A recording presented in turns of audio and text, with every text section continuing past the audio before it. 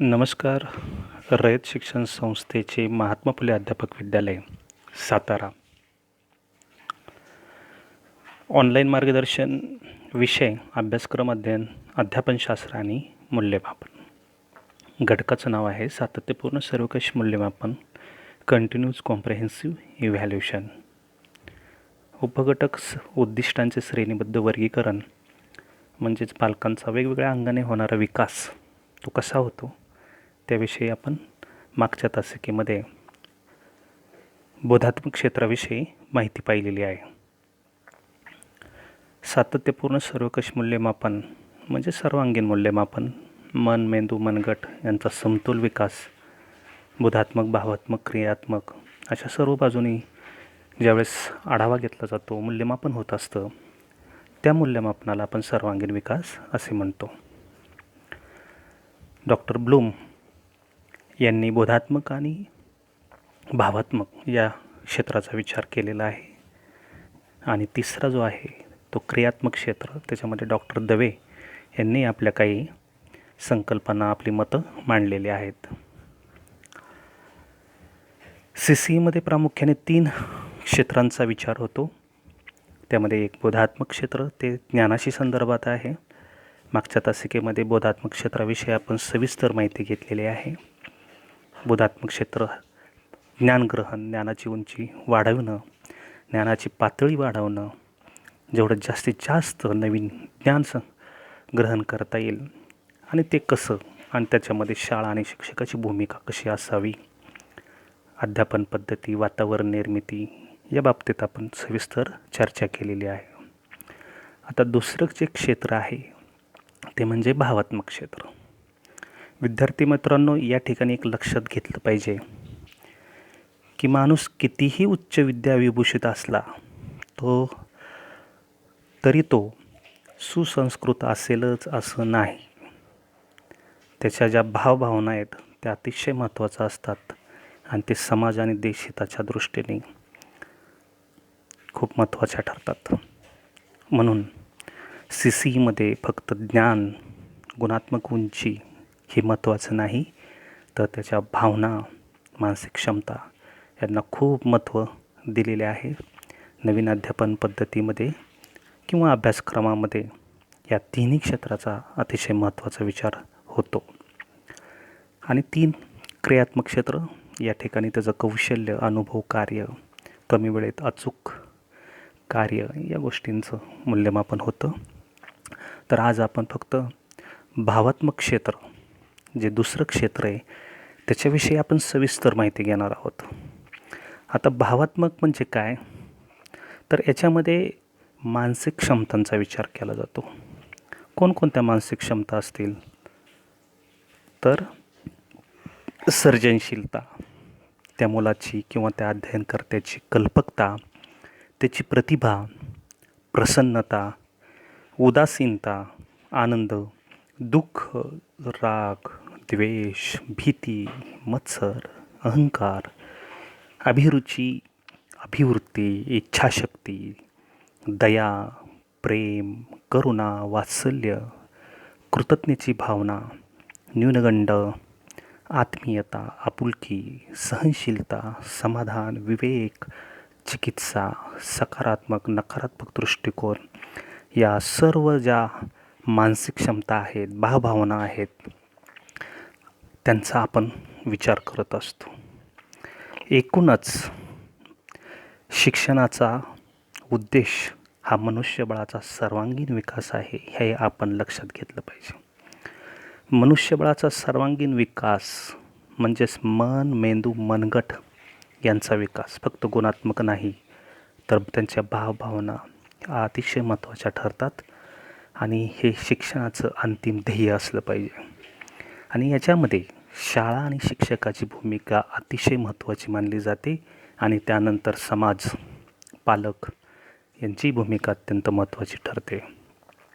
सुलभकाने अध्ययनकर्त्याला कसे मार्गदर्शन करावे, कमी वेळात उद्दिष्टांची पूर्तता कशी करावी, आणि याविषयीच उद्दिष्टांचे श्रेणीबद्ध वर्गीकरण केलेले आहे. मुलांनो, या ठिकाणी मला असं सांगायचं आहे की मनुष्य किती जरी उच्च विद्या विभूषित असेल तरी तो सुसंस्कृत असेल असं नाही. त्याच्यावर मांगल्यांचे संस्कार होणंसुद्धा खूप महत्त्वाचं ठरत असतं. या ठिकाणी प्रत्येक अध्ययनकर्ता विद्यार्थी हा प्रगल्भ व्हावा, तो विचारी व्हावा, तो विवेकी व्हावा, तो चिकित्सक व्हावा, विज्ञानवादी व्हावा, या दृष्टीने त्याच्यावर मांगल्याचे संस्कार झाले पाहिजेत, त्याला प्रेरणा दिली पाहिजे, त्याला मार्गदर्शन झालं पाहिजे, हे या भावात्मक क्षेत्रामध्ये अपेक्षित आहे.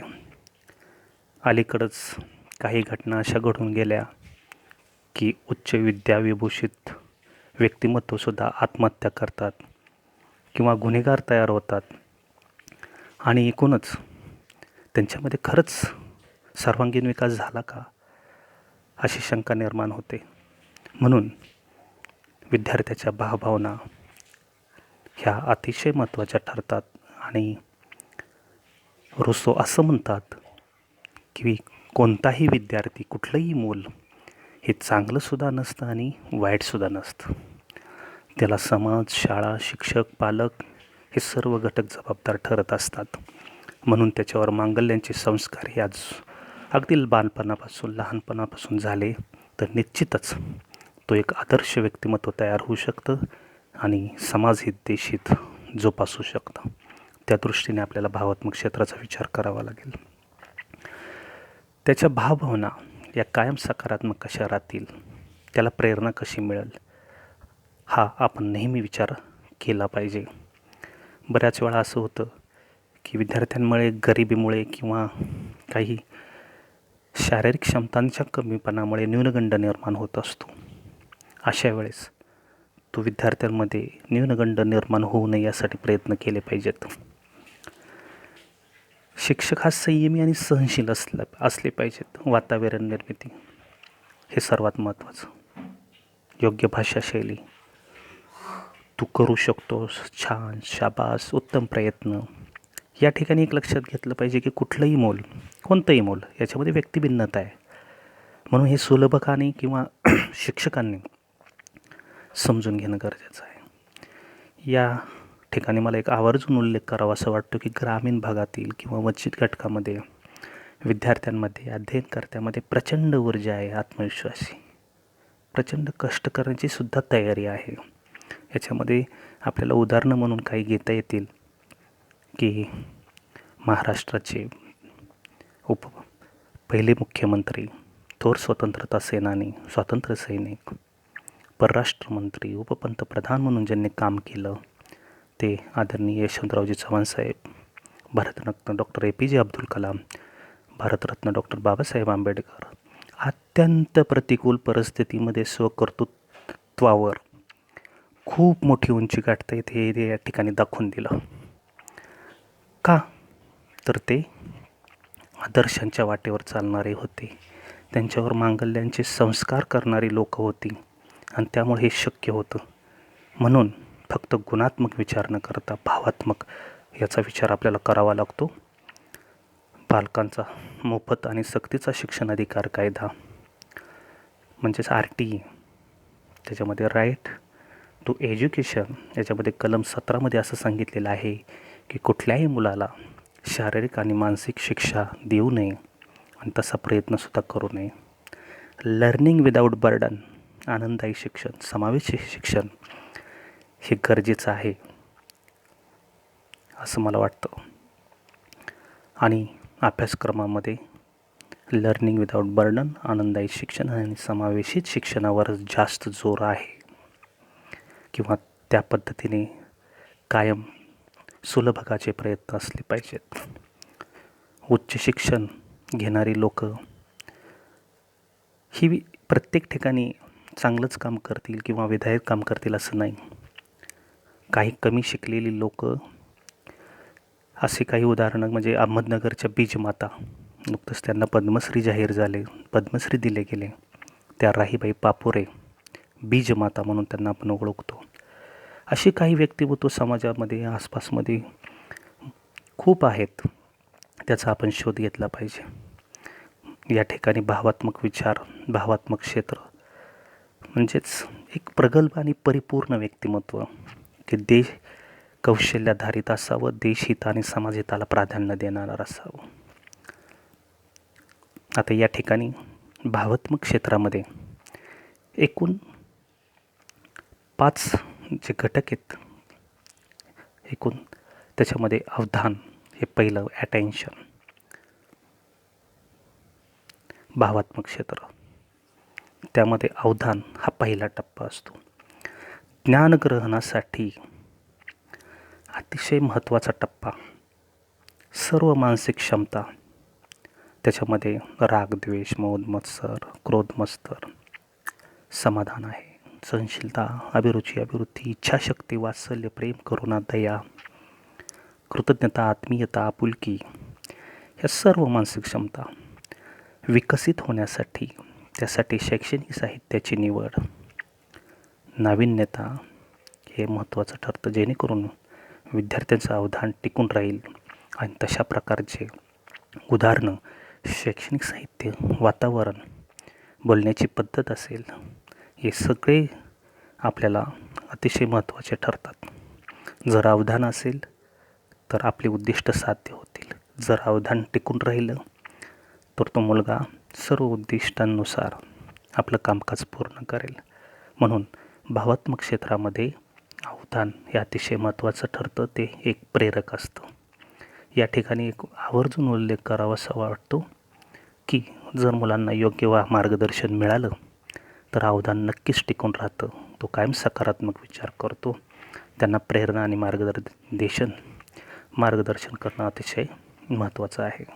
या ठिकाणी एक आवर्जून उल्लेख करावासा वाटतो, रयत शिक्षण संस्थेचे संस्थापक पद्मभूषण डॉक्टर कर्मवीर भाऊराव पाटील यांनी कौलापूरचे पांडू, एक शेतकरी कुटुंबातला मुलगा, छोटासा मुलगा, त्याला खांद्यावर घेऊन येतात. सातारामध्ये शाहू बोर्डिंग क्रमांक 1मध्ये शिकण्यासाठी आणतात. आणि तोच विद्यार्थी पुढे बॅरिस्टर होतो, शिवाजी विद्यापीठाचे कुलगुरू होतात, महाराष्ट्र लोकसेवा आयोगाचे अध्यक्ष होतात आणि संस्थेचंही काम आजीवन करतात. आणि शेवटपर्यंत फक्त देणं, समाजासाठी देणं, संस्थेसाठी देणं, ही भूमिका त्यांनी घेतली. या ठिकाणी जर कर्मवीर अण्णांनी त्यांना प्रेरणा दिली नसती, त्यांना शिक्षणासाठी लंडनला पाठविले नसते, तर मात्र भारत एक थोर स्वातंत्र्य सैनिक, एक बुद्धिजीवी म्हणून, एक आदर्श समाजसेवक म्हणून आपण अशा माणसाला मुकला असतो. पण कर्मवीर अण्णांच्या मांगल्यांच्या संस्कारामुळे बॅरिस्टर पी.जी. पाटील महाराष्ट्राला लाभले, देशाला लाभले. दुसरं उदाहरण भारतरत्न डॉक्टर ए.पी.जे. अब्दुल कलाम. या ठिकाणी मला सांगावंसं वाटतं की अवधान, प्रेरणा, मार्गदर्शन हे अतिशय महत्त्वाचे ठरतात. ए.पी.जे. अब्दुल कलाम यांच्या घराशेजारी म्हणजे तामिळनाडूमध्ये रामेश्वरम हे त्यांचं गाव. या ठिकाणी त्यांच्या घराच्या शेजारी लहान असताना एस.टी.आर. मनिकम हे एक शिक्षक होते. लहान असताना ए.पी.जे. अब्दुल कलाम त्यांच्या घरी जायचे. शिक्षक एस.टी.आर. मनिकम त्यांना पुस्तक द्यायचे, ग्रंथ द्यायचे आणि त्यातूनच ए.पी.जे. अब्दुल कलामांना वाचनाची सवय निर्माण झाली. घरामध्ये तसं वातावरण नव्हतं, तशा भौतिक सुविधाही नव्हत्या, पण तिथं जाऊन वाचनाची आवड निर्माण झाली आणि त्यातून आपण पुढं पाहिलं एक थोर सायंटिस्ट, राष्ट्रपती, मिसाईल मॅन आपल्या देशाला लाभले. जर एस.टी.आर. मनिकम नसते तर कदाचित चित्र वेगळं दिसलं असतं. त्यानंतर ए.पी.जे. अब्दुल कलामांच्या जीवनातला एक दुसरा प्रसंग, ज्यावेळेस ते DRDOमध्ये होते, त्यामध्ये संचालक म्हणून त्या ठिकाणी होते, सायंटिस्ट म्हणून होते, जे संरक्षण क्षेत्रामध्ये DRDO काम करते. त्या ठिकाणी त्यांचा ड्रायव्हर काथेर एहसान हा फक्त 10वी-12वी एवढेच त्यांचे शिक्षण झालेले होते.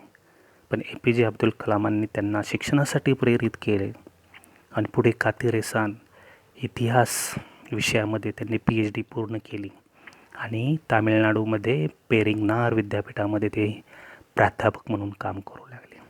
विद्यार्थी मित्रांनो, या ठिकाणी मुद्दाम सांगावंसं वाटतं की या उदाहरणांच्या माध्यमातून आपल्याला आपल्या भावभावना कशा विकसित करता येतात, आपल्याला कोणाची संगत असावी, शाळा आणि शिक्षकाची भूमिका काय असावी, किंवा मुलांना प्रेरणा कशी द्यावी, उदाहरणं कोणती द्यावीत, ह्या ठिकाणी हे सांगण्यासाठी उदाहरणं आपण दिलेली आहेत. जर असं वातावरण असेल तर निश्चित अवधान हे टिकूनच राहतं, सकारात्मक दृष्टिकोन हा टिकून राहतो आणि तो विद्यार्थी आपल्या जीवनात यशस्वी होतो. त्यानंतर 2 प्रतिसाद. अभिरुची निर्माण झाली तर प्रतिसाद उत्तम तयार होतो. अभिरुची म्हणजे सुप्त अवधानच आहे. त्यासाठी सुलभक यांची भूमिका, पूर्वतयारी, कल्पकता, वातावरण निर्मिती, विचारांची पद्धती ही उपघटकाला अनुसरून अचूक असावी आणि त्यामुळे विद्यार्थी प्रतिसाद चांगला मिळतो.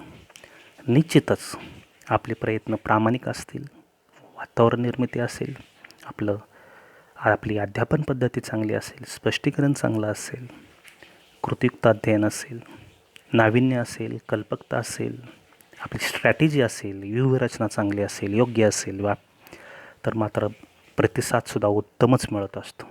सुरुवातीलाच सांगितलं मी की रोसो असं म्हणतात की कोणतंही मूल हे चांगलंसुद्धा नसतं आणि वाईटसुद्धा नसतं.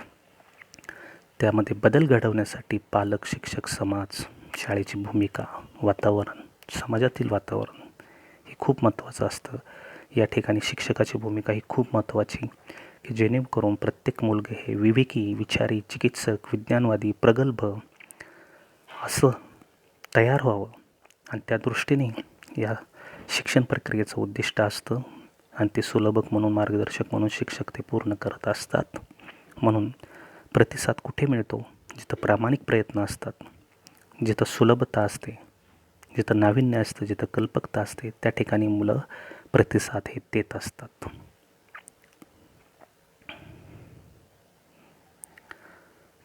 त्यानंतर तिसरं आहे मूल्यनिर्णय. त्यालाच आपण व्हॅल्युईंग म्हणतो. विद्यार्थ्याला, अध्ययनकर्त्याला आवड, अभिरुची, रस निर्माण झाल्यावर एकापेक्षा जास्त पर्याय उपलब्ध होतात. अशावेळी कोणता पर्याय, कोणता मार्ग निवडावा यासाठी मूल्यनिर्णय महत्त्वाचे ठरतात. नाहीतर विकासात अडथळे तयार होतात, वर्तनामध्ये विसंगती तयार होते. आणि असे दैनंदिन जीवनात खूप प्रसंग येत असतात की दैनंदिन जीवनामध्ये काही घटना, काही प्रसंग की तिथं आपल्याला निर्णय घ्यावा लागतो. पण एक मात्र, ज्या ठिकाणी प्रगल्भ व्यक्तिमत्व असेल, विवेकी असेल, ते मूल योग्यच निर्णय घेणार. त्यासाठी त्या विद्यार्थ्याला एकापेक्षा जास्त जर पर्याय असतील तर आपला प्राधान्यक्रम, आपली गरज हा यांचा विचार करून निर्णय घेण्यासाठी मार्गदर्शन करणं, त्याला प्रेरणा देणं आणि आपल्या गरजेनुसार कोणते निर्णय घ्यायचे, डिसिजन मेकिंग पॉवर कशी असावी या बाबतीमध्ये त्याला जर आपण मार्गदर्शन केलं तर निश्चितपणे तो विद्यार्थी, तो अध्ययनकर्ता भावात्मकदृष्ट्या विकसित होतो, हे आपल्याला या ठिकाणी सांगता येईल. त्यानंतर संघटन, ऑर्गनायझेशन.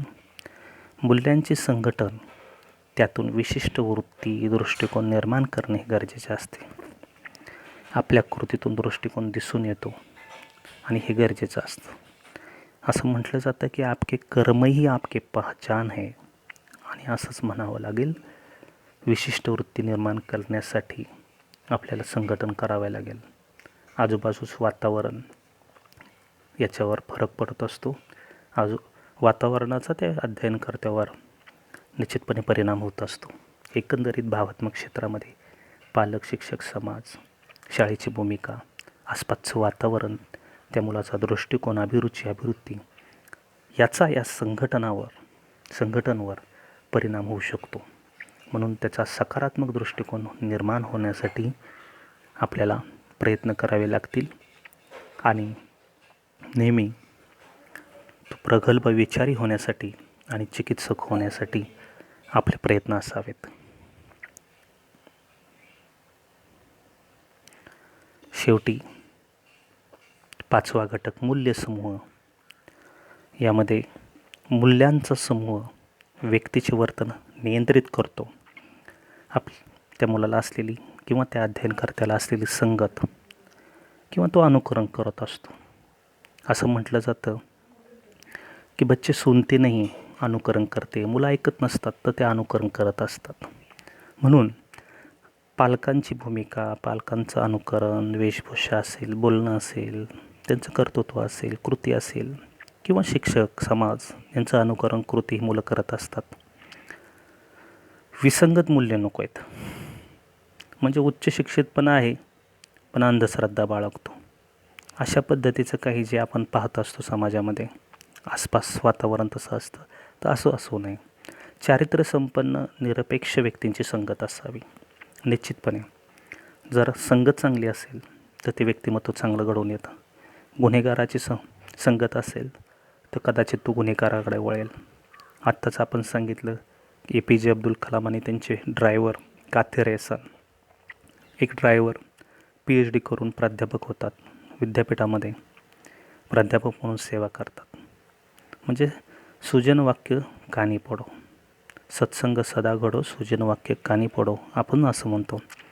म्हणजेच आपले आता APJ अब्दुल कलाम त्यांचा ड्रायव्हर, परत मणिकम शिक्षक, जर मणिकम शिक्षक नसते तर कदाचित APJ अब्दुल कलाम यांना भारतरत्न हे मिळालं असतं का असा प्रश्न निर्माण झाला असता.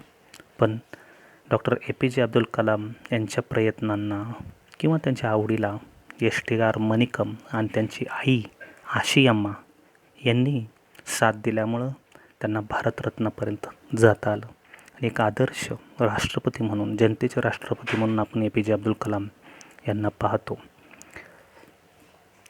चिकित्सा तर्क हे अत्यंत महत्त्वाचं असतात आणि आसपास महनीय व्यक्ती, आदर्श व्यक्तिमत्वांची आपल्याला संगत असावी, त्यांचे आचारविचार आसपास असावेत. या ठिकाणी आपल्याला विचार करावा लागेल.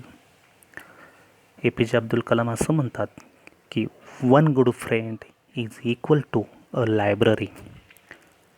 म्हणजे आपल्याला संगत कुणाशी असावी, कुणाची असावी हे ते अध्ययनकर्त्याला सुलभकाने सांगणं किंवा त्याचं मार्गदर्शन करणं हे महत्त्वाचं ठरतं.